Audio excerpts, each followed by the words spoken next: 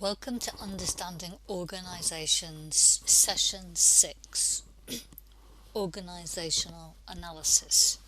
At the end of the session, you will be able to conduct a stakeholder analysis, a pestle analysis, and a SWOT analysis of your organisation.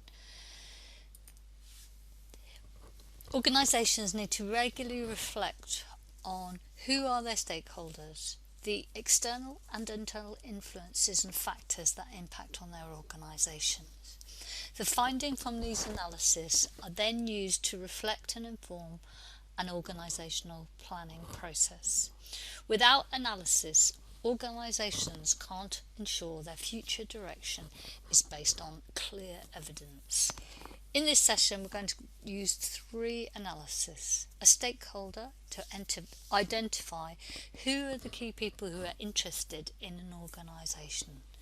A pestle analysis that looks at external factors, and the SWOT analysis that looks at internal factors.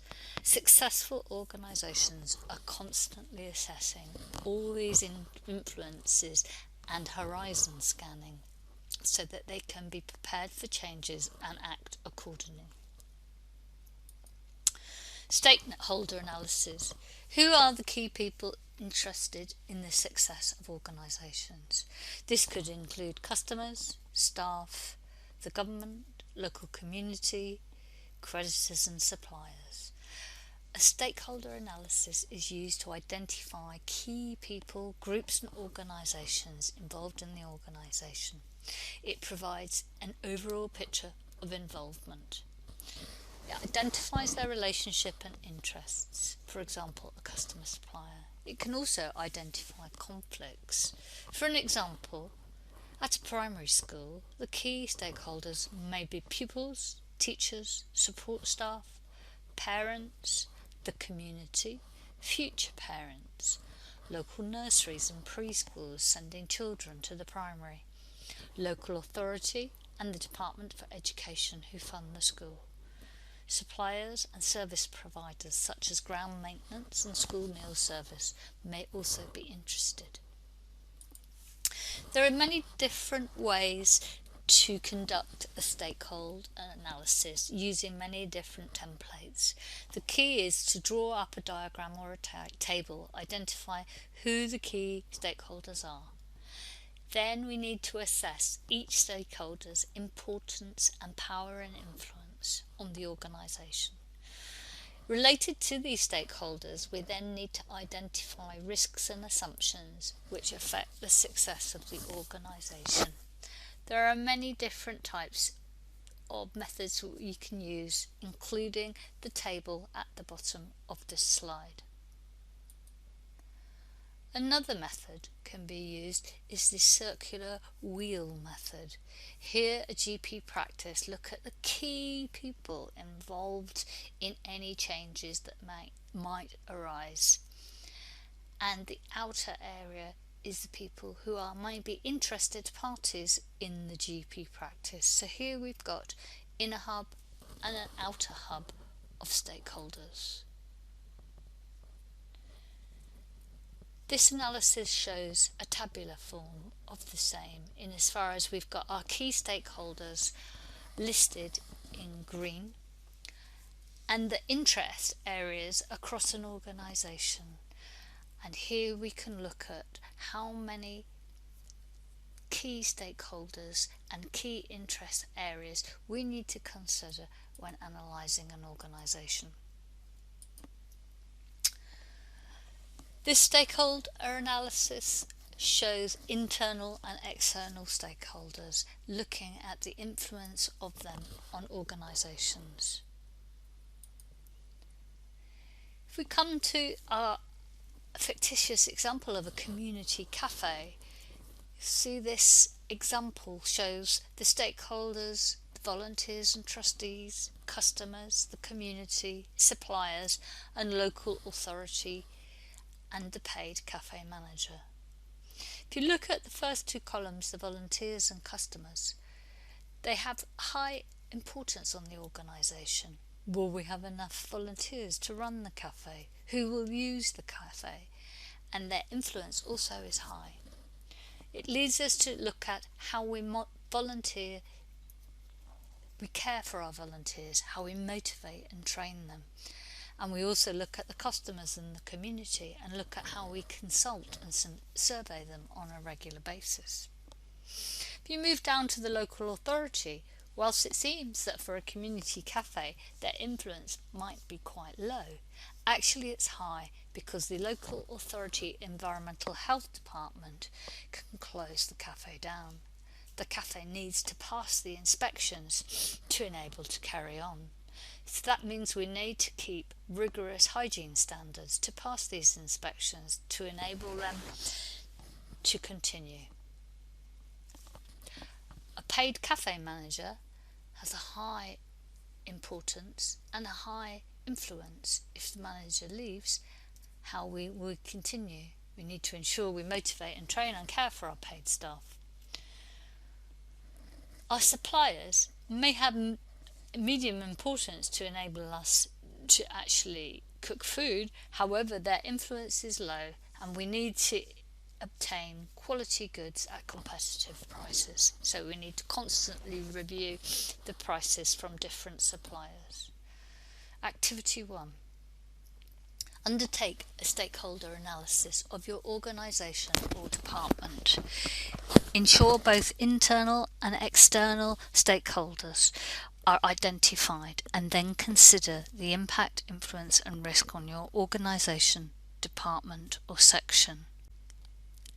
Choose the method or the style of stakeholder analysis you wish and record them in your learning journal. We will now move on to the PASTEL and SWOT analysis.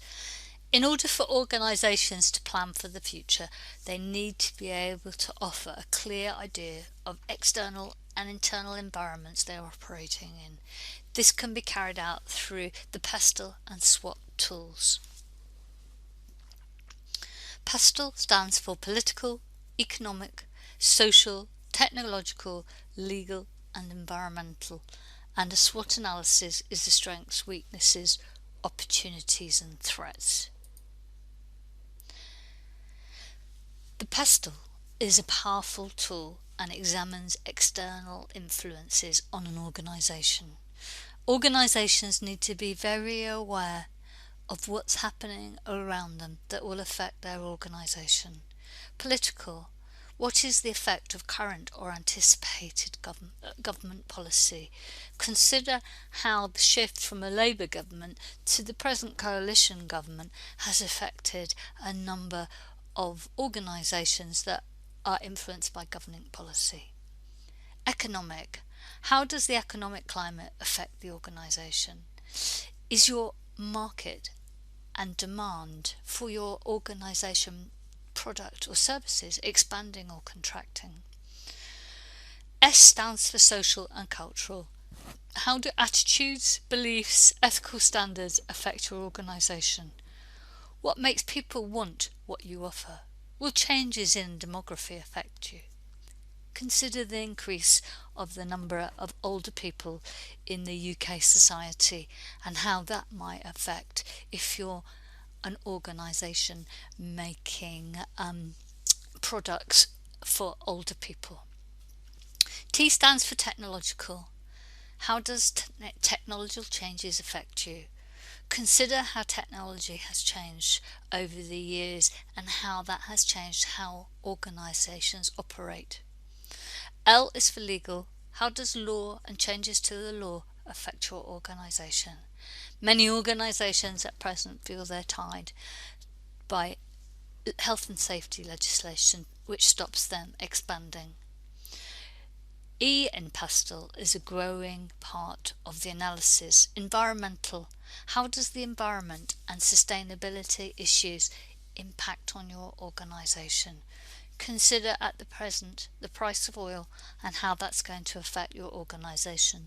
Not only on perhaps what your organisation makes, but how your staff are able to afford to commute to work. Let's return to the community cafe and look at an example of a PASTEL analysis. Look at the political. Is there any local authority support available for such an organisation that might well be a social enterprise?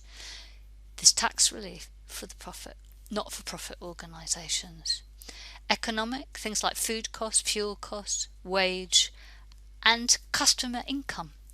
As your customers' income reduces, so will your takings in the cafe. Social and cultural. How do attitudes to volunteering affect your organisation, and unemployment, and healthy eating and leisure time? Technological. Have you got Wi-Fi in your cafe? Is it available, and what is the cost? What are the key legal issues that affect your community cafe? Environmental health, health and safety, VAT, employment, and environmental issues such as energy consumption and waste disposal. Activity 2.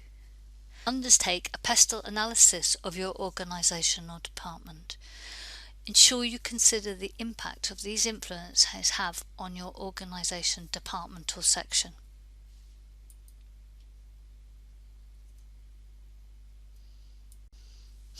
Now let's move on to the SWOT analysis. This is probably the most powerful tool for your organisation. Many organisations use this on a regular basis. A SWOT analysis stands for strengths, weaknesses, opportunities and threats.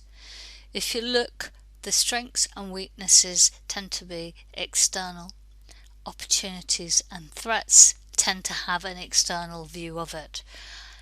The key thing about the SWOT analysis is it offers you positive and negative facets for your organisation.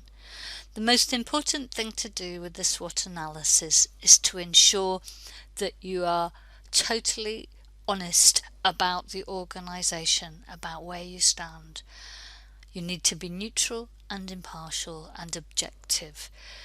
This often is done on a regular basis, both at team level and organisation level, and is a popular tool to be conducted regularly at meetings.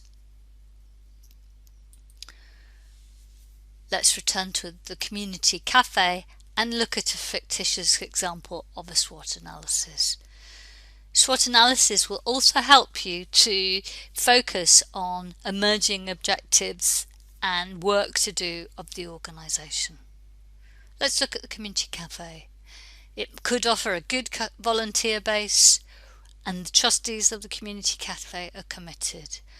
There's a strong customer base and a local community who support the project. Some of the key weaknesses for the community cafe could include there's lots of other cafes, the location isn't on the high street, need to ensure that the pricing levels are less than other competitors, and therefore that affects any profit margin which will be there to pay for a manager. There are plenty of opportunities for a community cafe to include adult education, health development and training. There might be opportunities to have a community garden to grow food for the cafe, and the use of young people to work on work experience. There might be opportunities for funding from the health authority if the community cafe is focused on healthy eating. Some of the key threats could be, at present, the price of food, the legislation surrounding environmental health and safety, and if you have to pay council tax, this could rise. Activity 3 involves using a SWOT analysis of your organisation or department or section. To complete this analysis, you need to be objective about your organisation, department and section. Record your findings in the handout that was introduced at the start of the module.